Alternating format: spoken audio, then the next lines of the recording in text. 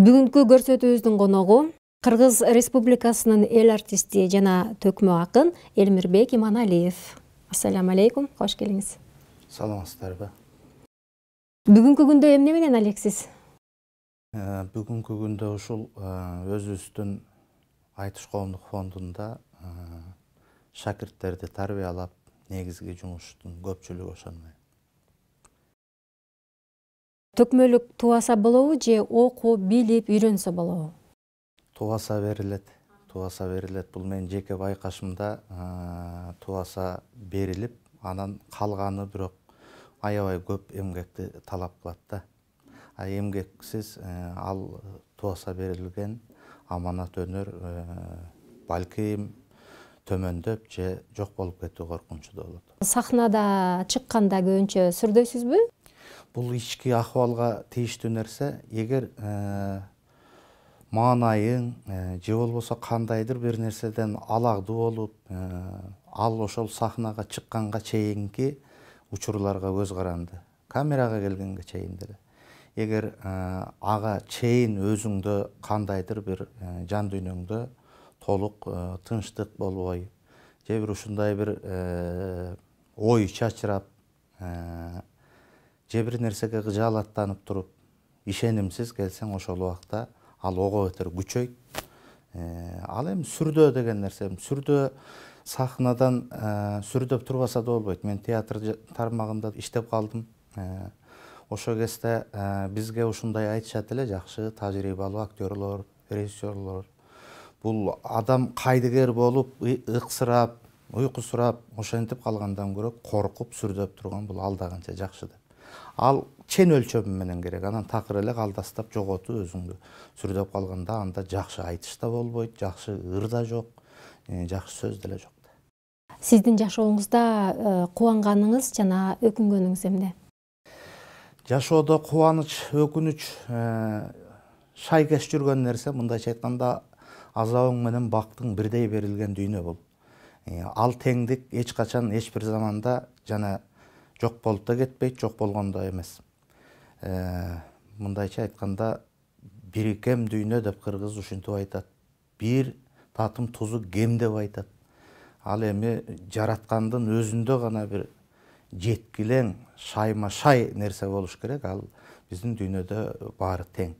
Бирок менин ошого байланыштуу айтаарым, өкүнүч кандай? Карап отурсаң, мындай да жанагы буга салыштырып айта берсек абдан көп. Дайым мыкты, асыл нерселердин аз экени өкүнөсүң. Тескерисинче кемчилик, зыяндуу нерселердин көбүнө өкүнөсүң. Анан калган кубанганыбыз ушу дүйнөдө баары бир күндөн күнгө адам өзү өзгөрүп, жакшы жолдо адамдык оз ыйпасын жөндөп, сактап алып жүрүшүндө, үйрөнүүсүндө турат. Бул жашоо өзү үйрөнүү экен. Өзүмдүн бир ырымда да айттым эле. Билгендерге бул дүйнө күндөн күнгө үйрөнүү, билбегенге бул дүйнө көрдөн көргө сүйрөлүү деп. Ансыңарындай, анда ушундай. Эми бул кош нерсе дайым бул теңдикте жүрөт экен. Бул жарык дүйнөгө, бул ааламга келүүбүздүн максаты эмне деп ойлойсуз?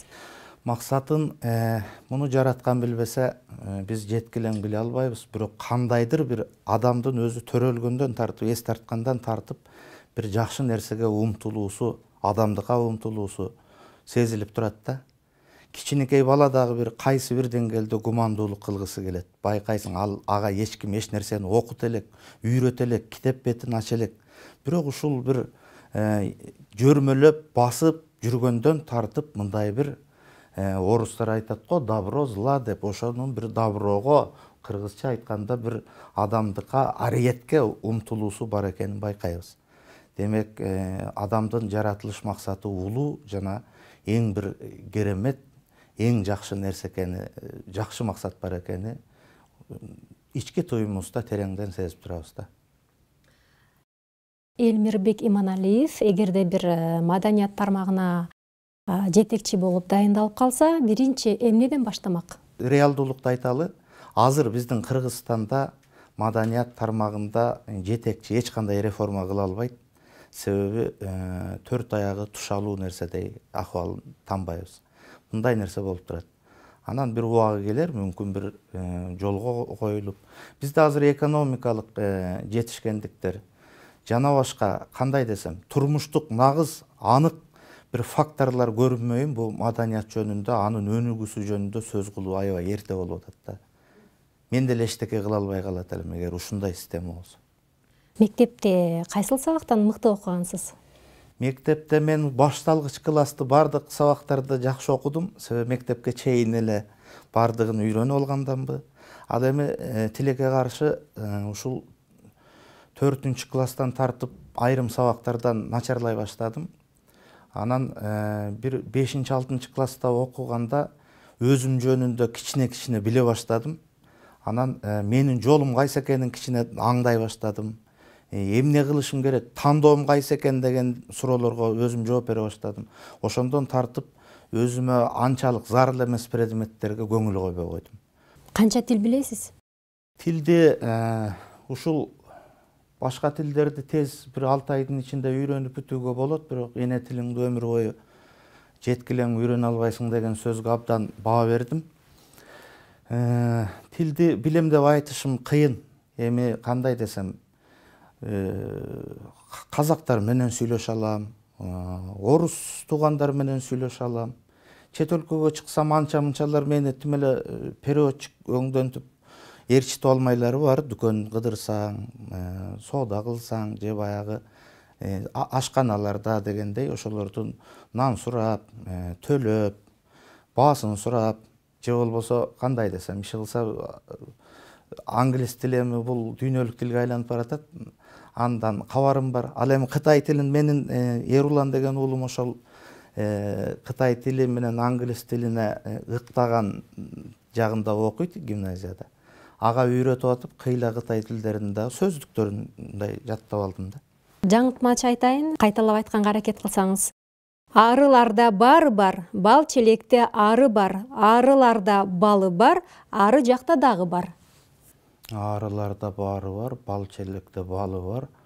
Андан кийин арылардын жагын унутуп калдым, экинчи сабын. Рахмат.